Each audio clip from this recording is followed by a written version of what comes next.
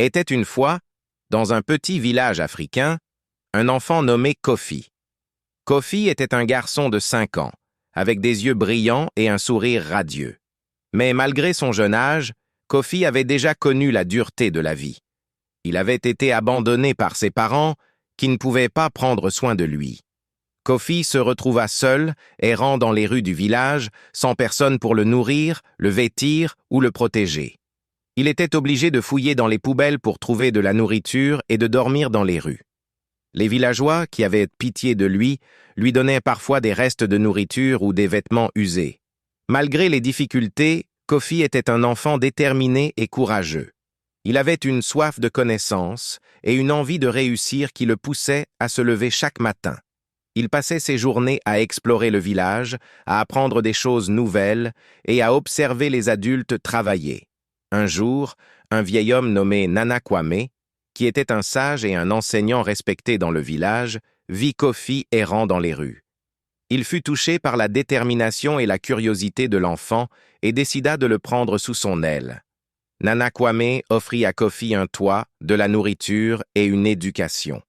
Kofi fut émerveillé par la générosité de Nana Kwame et se jeta à corps perdu dans ses études. Il apprit à lire et à écrire et découvrit les secrets de la médecine traditionnelle africaine. Il passa des heures à écouter les histoires de Nana Kwame sur l'histoire de l'Afrique et les traditions de son peuple. Au fil des ans, Kofi devint un jeune homme intelligent et cultivé.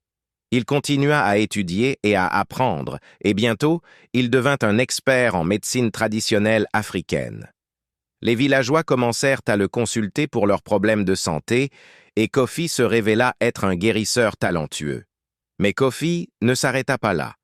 Il avait une vision pour son village et pour son peuple. Il voulait utiliser ses connaissances pour améliorer la vie des gens et pour préserver les traditions africaines. Il commença à enseigner la médecine traditionnelle à d'autres jeunes du village et bientôt, il fonda un centre de santé communautaire. Le centre de santé devint un lieu de référence pour les villageois qui venaient chercher des soins de santé de qualité et des conseils sur les pratiques traditionnelles. Kofi devint un leader respecté dans la communauté et son centre de santé fut reconnu pour son excellence. Mais Kofi ne fut pas satisfait de ses réalisations. Il voulait aller plus loin et faire une différence plus grande. Il décida de poursuivre ses études en médecine moderne et obtint une bourse pour étudier à l'université. Kofi travailla dur et obtint son diplôme de médecin.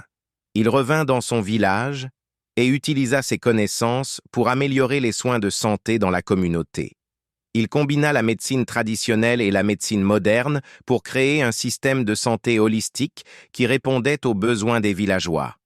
Au fil des ans, Kofi devint un médecin renommé et un leader dans son domaine. Il fut reconnu pour son travail et reçut de nombreux prix et distinctions. Mais plus important encore, il avait fait une différence dans la vie des gens de son village et de sa communauté. Kofi avait prouvé que même les enfants abandonnés et les plus démunis pouvaient réussir et faire une différence dans le monde. Il avait montré que la détermination, la curiosité et la générosité pouvaient vaincre les obstacles et les défis. Et Kofi continua à travailler, à enseigner et à inspirer les autres, laissant un héritage qui dépasserait les générations. Il avait réalisé son rêve de devenir une grande personnalité, et son histoire serait racontée et re-racontée pour inspirer les autres à suivre leurs rêves.